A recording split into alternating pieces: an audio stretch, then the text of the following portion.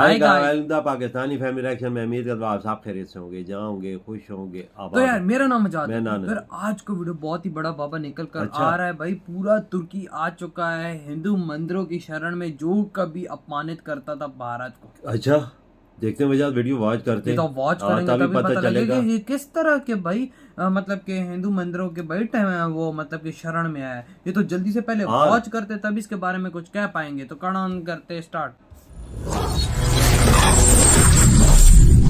देखते हैं क्या हुआ, ये तो वॉच करेंगे तभी पता चलेगा। पता लगे हुआ क्या। संपूर्ण विश्व में लगातार इस बात के प्रमाण मिल रहे हैं कि आज से 2500 साल पहले संपूर्ण धरती पर केवल सनातन 2500 साल पहले वर्तमान समय में जो इतिहास पढ़ाया जाता है सीरिया, असीरिया, बेबीलोनिया, मेसोपोटामिया आदि सभ्यताओं को ही सबसे प्राचीन सभ्यता मानकर उन्हीं से इतिहास आरंभ किया जाता है, जबकि यह संसार करोड़ों वर्ष प्राचीन है। ऐसे में सहज ही अनुमान लगाया जा सकता है कि इतिहास का कितना विशाल हिस्सा आज के मनुष्यों को पता ही नहीं, और हम जो इतिहास आजकल पढ़ते हैं वह तो एक छोटा सा हिस्सा भर है। आज जिसे हम सीरिया और तुर्की नाम से जानते हैं, वहाँ 1350 बीसी तक हिंदू साम्राज्य हुआ करता था, परंतु यह साम्राज्य आपसी मतभेद और सिंहासन के लिए लड़ी गई लड़ाइयों की भेंट चढ़ गया। मध्य एशिया की मिथक कही जाने वाली ज्यादातर घटनाएं उसी हिंदू साम्राज्य की कहानियां हैं। आप सोच रहे होंगे कि इन बातों का आज के समय से क्या लेना देना है, हजारों साल पहले क्या हुआ उसका हमारे आज से क्या संबंध। तो दोस्तों, संबंध तो बहुत गहरा है, परंतु हम इतना ध्यान नहीं देते। जहाँ जहाँ धर्म समाप्त हुआ वहाँ वहाँ मनुष्यता भी समाप्त होती गई, और जहाँ जहाँ मनुष्यता समाप्त हुई वहाँ इंसान खुद एक शैतान बन गया। खैर, आज के इस वीडियो में हम तुर्की में आपदा के विषय में तो बताएंगे ही, साथ ही यह भी बताएंगे कि भारत क्यों आखिर एक विरोधी देश की मदद कर रहा है। तो दोस्तों, बने रहिएगा हमारे साथ वीडियो के अंत तक, और कमेंट में हर हर महादेव जरूर लिखें।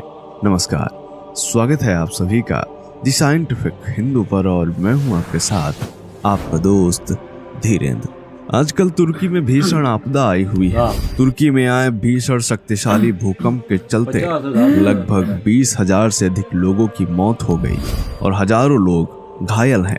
सोशल मीडिया पर इस भूकंप के खूब वीडियोस वायरल हो रहे हैं जो भावुक कर देने वाले। बहुत से लोग बेघर हो चुके हैं, हर तरफ हाहाकार मचा हुआ है। ऐसे में भारत लगातार तुर्की की मदद में लगा हुआ है, ये जानते हुए भी कि तुर्की ने भारत का सदैव ही विरोध किया। धर्म और मजहब में एक बड़ा अंतर है दोस्तों, कि धर्म वसुधैव कुटुंबकम की बात करता है, जबकि मजहब केवल अपनी कौम और कम्युनिटी की।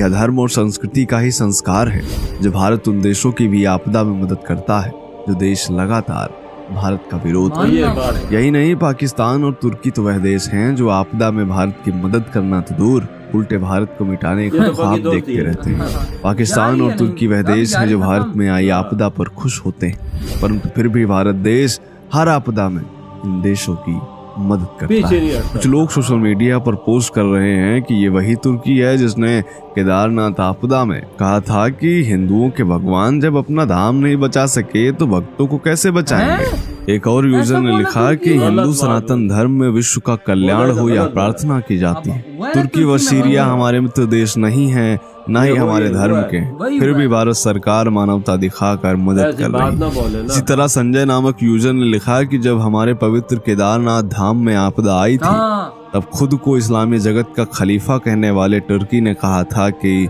हिंदुओं के भगवान जब अपना धाम नहीं बचा सके तो भक्तों को कैसे बचाएंगे। जम्मू कश्मीर में हमेशा आतंकवादियों और पाकिस्तान का सहयोग करने वाला तुर्की आज खड़ा रहा है। आज बहुत सारे तुर्की सीरिया के लोग भूकंप में मारे गए, किंतु मेरा धर्म मुझे यह शिक्षा नहीं देता कि मैं इसे थैंक्स गिविंग डे कहकर पुकारूं।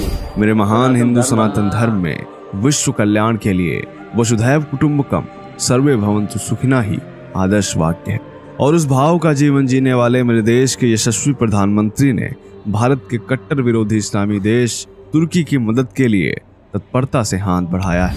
ये पहली बार नहीं हो रहा है कि कोई देश संकट में हो और भारत ने बिना पूछे एक दोस्त की तरह आगे बढ़कर उसकी मदद न की हो। धर्म और मजहब में यह भी एक बड़ा अंतर है कि मजहब केवल अपनी कौम और हुकूमत की बात करता है और धर्म पूरी दुनिया की। यह वही तुर्की है जिसने कश्मीर में धारा 370 हटने के 1 साल बाद भी भारत को कटघरे में खड़ा करने की कोशिश की थी। कश्मीर मुद्दे पर तुर्की के राष्ट्रपति ने पाकिस्तान का खुलकर साथ दिया था। यही नहीं, धारा 370 हटने के बाद तुर्की ने भारत का 26,877 टन गेहूं ये कहकर वापस लौटा दिया था कि उसमें रुबेला वायरस है। बाद में उसी गेहूं को दूसरे देशों ने खरीदा था। लेकिन अब जब तुर्की में प्राकृतिक आपदा आई हुई है तो भारत सभी बातों को भूलकर एक अच्छे दोस्त की तरह हर संभव मदद कर रहा है। ये सनातन संस्कार ही है जिससे भारत दशकों से जब भी दुनिया में आपदा आई तो भारत मदद करने में सबसे आगे रहा है। फिर चाहे 1963 में इथोपिया में भीषण सूखे का संकट रहा हो या फिर 1965 में यमन का भीषण भूकंप, भारत ने हमेशा ही आगे बढ़कर सहायता की। इससे पहले वर्ष 1999 में भी तुर्की में भूकंप आया था और तब भी भारत ने सबसे पहले भूकंप प्रभावित तुर्की को राहत भेजी थी। इनमें राहत और बचाव के लिए आपदा प्रबंधन टीम भी शामिल थी। यही नहीं, हर बार पीठ में छुरा घोंपने वाले पाकिस्तान के लिए भी वर्ष 2005 में भारत ने दिल खोल कर मदद की, क्योंकि वहां भी भीषण भूकंप आया था। तो दोस्तों, सनातन परंपरा यही है कि जब किसी को मुसीबत में देखो तो उसकी मदद करो, भले ही वह तुम्हारा दुश्मनी क्यों ना हो।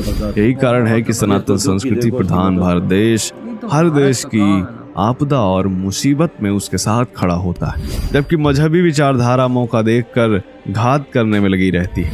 अपने से विरोधी धर्म व देश को मुसीबत में देखकर खुशियां मनाती है। धर्म और मजहब में यही अंतर है।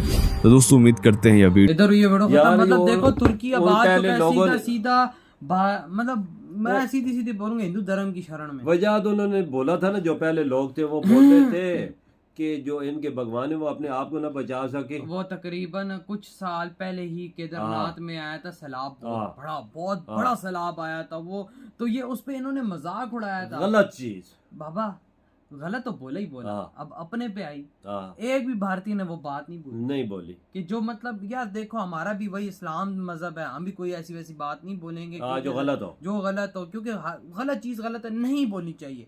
जब इन्होंने उधर बोला, लेकिन जब तुर्की वालों पे आया ना, मुस्लिम थे ना, ठीक है ना, तो जब उन्होंने तो कोई ऐसी बात नहीं की। सनातन धर्म वाले पहले पहुंचे कि नहीं पहुंचे उन्होंने मजहब देखा ना कुछ, सबसे पहले इंसानियत देखी। आए हैं तो सिर्फ और सिर्फ सनातन धर्म की शरण में ही आए हैं। ये पहला जहाज लैंड किया तुर्की के एयरपोर्ट पे सनातन धर्म वालों, और भाई फिर उसकी शरण में आए। जब भाई वो लोग मदद करते थे तो भाई भारतीयों को चूमते थे, उन्हीं गले लगाते थे, उन्हीं मूर्तियों जो पूजते हैं भाई उन्हीं को तुम लोग फिर लगाते। ये कैसी दोगलापंथी है?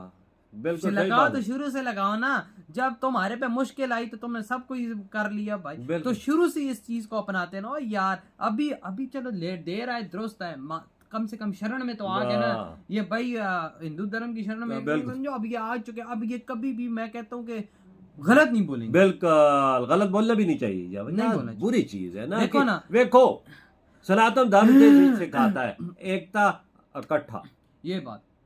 ये वो किसी के पे अंगली नहीं उठाता, चाहे किसी मजहब से किसी का ताल्लुक हो, चाहे मुसलमान हो ईसाई हो। देखो हमारी भी मदद की थी इन्होंने, हमारी भी मदद की, लेकिन वही बात, अब हमारे रिलेशन ठीक नहीं है तो क्या बोले।